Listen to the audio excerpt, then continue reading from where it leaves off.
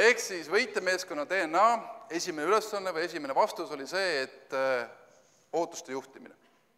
Et teil peavad olema ühised eesmärgid, teil peavad olema läbi räägitud see, et kuhu te jõuda tahate, ja NB, läbi peavad olema räägitud ka negatiivsed stsenaariumid. Mis saab siis, kui 2 aasta pärast ei ole ettevõtte väärtus mitte 100 miljonit, nagu sa lubasid, vaid on 0. Polegi mingit väärtust. Veel ei ole. Ikka oleme oma idee väljatöötamise faasis. Jah, me oleme teinud mingeid investeeringuid, aga meil on kuhugi veel jõudnud. Kas see stsenaarium tuleks tegelikult läbi rääkida? Loomulikult ei saa siin alati 100% õigeid vastuseid. Ei ole see, et kujundaja, te olete ikka selles esimeses faasis, kus te olete kõik eufoorias ja kujundaja ütleb teile, et pole hullu, kui ma 0, ma panen veel 5 aastat.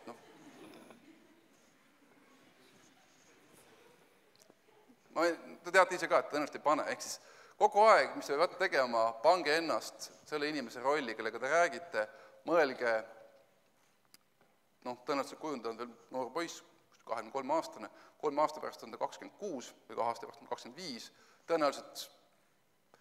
tõenäoliselt on ta leidnud endale selle aja peale ka juba mingi naise või mehe ja tõenäoliselt ta mõtleb pere peale. Ja see tekitab temas juba uued vajadused, juba uued ootused ja kui teie töökohtale neid ootuste lahenduseks, ootuste realiseerimiseks vahendeid ei anna, siis on jällegi see, et ta kergitab kaabut ja jääb Skype'i. Mis teed, mu sõber, ma võin rääkida niimoodi. Nii, kus me olime? Aha, kujunda. Ühesõnaga, negatiivse stsenaariumit tuleb ka läbi rääkida ja seda ma rääkida kas selle pärast, et saada see vastus kätte, et kui meil eesmärgid ei täitu, kui ma uuesti oma meeskonda motiveerida ei suuda, et kas ma siis olen üksi 2 aasta pärast ja pean üksi oma idee teostama või mul on ikkagi mingi meeskond alles. Et sellepärast on vaja need nii plussi kui negatiivse stsenaariumi variandid kindlasti läbi käia ja mitte ainult alguses, vaid sellist tšekki peab tegema vähemalt 2 korda aastas. Parem, kui te teete seda tšekki tegelikult isegi tihedamini, kui te olete startup. Kui te olete juba suur firma, kui te on rohkem 80 inimest, siis sellist tšekki peab tegema 2 korda aastas, sellest piisab. Mis on veel meeskonna juures oluline? Või nende ootuste juhtimise juures oluline? Mis võiks olla seda pilti iseloomustav sõna? Kadedus, täpselt. See on kadedus. Ja see on seesama see, et sul on 98%, mul on 2. Sa peaks rohkem tööd tegema. Mina teen täna 16 tundi, mul on 2%, sina peaksid tegema, arvutage välja nüüd, palju peaks tegema. Selge on see, et ei jõua nii palju teha ja see tundub naljakas, aga kui läheb halvasti, selle mõttes läheb halvasti, või mitte isegi mitte halvasti, aga kui ei lähe nii, nagu me kõige oma roosamas, kõige ilusamas stsenaariumis ette nägime, siis hakkavad tahes-tahtmata tekkima sellised situatsioonid. Et näed, sina suur omanik ja idee algataja, sina näed ainult siin istud, jood kohvi, vaatad, et saaks disain tehtud, mina pean siin lõikama, kleepima, joonistama. Et see tekitab kadedust ja samad, kui need ootused ei ole paigas ja kui te ei suuda pidevalt seda meeskonda motiveerida, siis kadedus tekitab probleeme. Teine koht, kus kadedus tekitab, on see, et oletame, et te alustasite oma sõpradega koos firmat. Ja nüüd sellest 3 sõbrast, kes firmat alustasid, tuleb välja, et ühte ei ole vaja. Temast pole mitte midagi kasu. Ta lihtsalt meil meeskonna sees, me olime sõbrad, me koos tegime. Võib-olla ta isegi pani natuke raha ka. Aga kokkuvõttes ta sinna meeskonda ei sobi. Ta ei tooda midagi, ta ei loo midagi, isegi, ütleme, kontori managerina temast pole mingit tolku, eks. Mõttetu mend. Aga sõbrana tore. Mis teete? Teil on tiimis mees, 3 peale tegite firma, jagasid, otsan see, et teeme võrdselt, iga üks 33%. Mis teete selle mehega? Kasu ei ole. Raha pani, natuke pani, meil oli algkapitali ettevõttel, ütleme 300 000, iga üks pani 100 000. Mis teete sihukese mehe? Ostad välja või? Ma ei müü. Hea idee on. Ma panin raha. Pange tähele, et enam finantsinvestorid annavad ju teile raha, nad ei anna teile, nad ei tööta kaasa. Ehk siis teie sõber osutus nii-öelda finantsinvestoriks. Meil oli hea idee, kõik panid raha, tema pani 33%, nüüd meil nagu, tema on 33% omanik, aga iseenesest väärtust ei loo. Hästi lihtne oleks teha niimoodi, et kuule, kallis sõber, et astu minema, et maksame sulle raha tagasi ja väikse protsendi ka, on ju, ja kui sa ei ole nõus müüma, siis me teeme uue firma ilma sinuta. Loogiline lahendus, on, jah. Nii võite teha, aga tõenäoliselt kaotate sõbra. Olete nõus. Ja küsimus on, et kuidas selliseid situatsioone ennetada, kuidas täpselt samamoodi ennetada seda kadedust. Ja see on hästi oluline samades ettevõtluse või startupi algfaasis, kui te alles seda meeskonda kokku panete ja just nende inimeste puhul, kellele te annate osalust. Leppige kokku need stsenaariumid, et selle sama kujundajaga või selle sama kaasomanikega oma vahel, et juhul, kui meil läheb hästi, siis ma räägin praegu kujundajast, ja me kõik sellest võidame, et kas tal on mingeid võimalusi osaluse suurendamiseks või tal ei ole neid. Täpselt, et oleks nagu, et me omavahel oleks nagu aus suhe. Et ta teab, et kas ta saab juurde või ta ei saa juurde. Teab samasugune vestlus tuleb pidada nagu omanike ringis alguses, et kui me asutame firma, igaüks paneb 100 000 ja juhul, kui me ei ole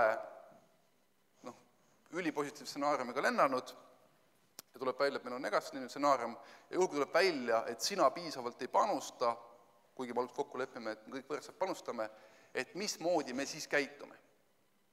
Et kas kahel põhiinvestoril on õigus hääletada nagu kolmandat välja või mitte. Need on negatiivsed jutud, aga need on hea, kui on enne läbi mängitud või läbi räägitud. Jällegi, et oleks ootused paigas.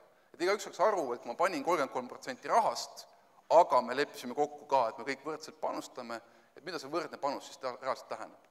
Ja mida tähendab seda, kui tuleb välja, et üks on meeskonnas nagu nõrgem, ehk siis ei tööta nii kaua, või tööta nii hästi kaasa, et kas siis tema arvelt, tema osalus väheneb, ja teised saavad ka oma tööd sisse panustada järgmise investeeringuringina, või me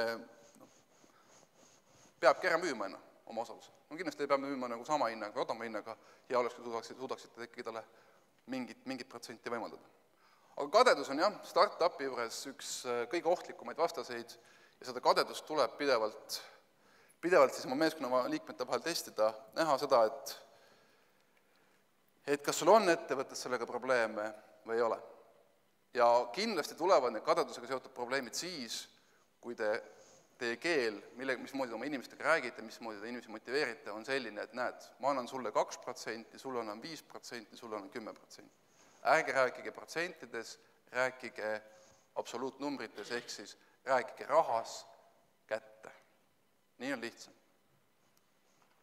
Ja seletage ka see ära või ütleme sama, et kui sul on 2 kujundajat, üks alustas ettevõttega alguses, teine alustas tuli ettevõttega kuskil poole pealt, mineviku ajaloolistel põhjustel esimene kujundaja, kuigi ta on kehvem kujundaja, omab juba 5% ja teine kujundaja, kes tuli hiljem, omab 2%. Ka sellised situatsioonid, teile võib juhina tunduda, et mis seal ikka on, ajaloolised põhjused ja näed, et esimene oli ikka esimene ja nii edasi, ärge jätke selliseid asju lahti, käige need teemad üle, isegi kui see teine kujundaja ei tule teiega rääkima sellest, et ma olen ju parem ja ma töötan ju kauem ja minu tulemus loob rohkem väärtust, et ma peaks nagu rohkem saama. Käige need teemad üle selle teise kujundajaga. Ja kui ta tõesti peakski rohkem saama, siis tulebki niimoodi teha, ja ta on teile asendamatu ressurss, tulebki niimoodi käituda, et ta saaks rohkem. Sest mis on kõige hullem, on see, et kui teil on tiimis sees kadedust, kui teil on tiimis sellist ussitamist, et me enam ei lähe ühe meeskonnana mäest alla ja ei võtta seda kogu arja ette, vaid meil on üks vend, kes ütleb, et aga mina ei tule või ma võin ju pealt vaadata. Et selliseid liikmeid teie meeskonda pole vaja. Ja isegi kui ta oli võib-olla hea kujundaja ja teile tundus, et ta on täiesti asendamatu inimesi ei ole olemas. See on teine õppetund. Ka teie, kui tulete ettevõtte juht oma koha peal, ei ole asendamatu ja tihti tulekski teid välja vahetada. Miks? See on mu järgmise punkti teema. Milline on juhi roll alustavas firmas? Tere, Margus. Mul andis PDA ette need teemad, ma siit loen maha. Sulle ka. Milline on juhi roll alustavas firmas? Nii.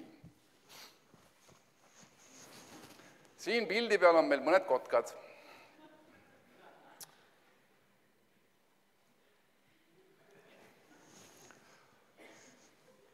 Aga olgu öeldud, nagu ma ka sisse juhatasin, selliseid probleeme teie startupides ei ole. Miks ei ole? Sellepärast, et startupis teil üldjuhul on 2 olete või 3 või 5 ja te olete startupis alati pigem sõpruskond kui ettevõte. Mis iseenesest on okei. Jah, mingi struktuur peab paigas olema. Peab olema ära otsustatud oma vahel, et juhul, kui meil on eriarvamused või meil on nagu vaja teha mingeid valikuid, siis kellegi hääl peab lugema. Et keegi peab olema see jõud, kes lõpuks ütleb, et jah, nüüd on nii. Et selles mõttes liider peab olema, aga sellist organisatsioonilist jama, nagu siin pildi peal on, seda teil tõesti enne ette ei tule, kui teie meeskond oli rohkem kui 30 inimest.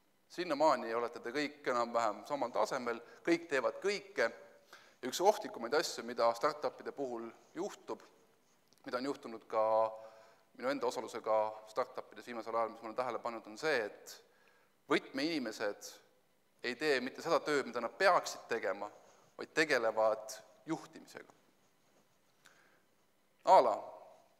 Meie enda vahva startup Zero Turnaround, mis siis teeb Java nii-öelda arendusvahendite tööviljakuse tõstmise tooteid, selle peainsener on geenius. Väga tark mees. Ta üldse mõtles välja selliseid asju, mida terve Java community üle maailma 13 aastat polnud suutnud välja mõelda. On geenius. Ja kõige halvem, mis saab juhtuda, on see, et see geenius mitte ei tegele nende toodete arendamisega ja järgmiste geniaalsete asjade väljamõtlemisega, vaid tegeleb sellega, et millise kontori pinna peal peaks olema meie kontor Tartu linnas. Tundub ajuvaba. Aga kui ta ise on selle startupi üks suuremaid omanik, kui ta ise tunneb, et näed, see on minu firma, see on minu kompani, ma pean muretsema neile võimalikult hea nagu kontoripinna. See on nii lihtne tulema see, et inimene, kes tegelikult peaks istuma kapis, klaasist kapis, mitte selles kapis, kus tuleb välja tulla, vaid klaasist kapis, aknaga. Ja peaks mõtlema igapäevaselt ainult selle peale, et kuidas olla rohkem konkurentsivõimeline, milline võiks olla uus toode, millega me maailma valutame, see inimene ei tohi mõelda selle peale, kuidas peaks palkama raamatupidajat, milline peaks olema meie kontor, kust ma selle koristaja saan, näed, siin on pitsakarbid, ma lähen viin need välja. Sest me oleme kõik ju sama tasemega ja meil ei ole mõttetuid inimesi, meil on kõik väga viimase peale timmitud ja nii lihtne on laskuda sellesse, et mul enam ei ole aega välja mõelda asju, vaid ma pean tegelema pisiasjadega.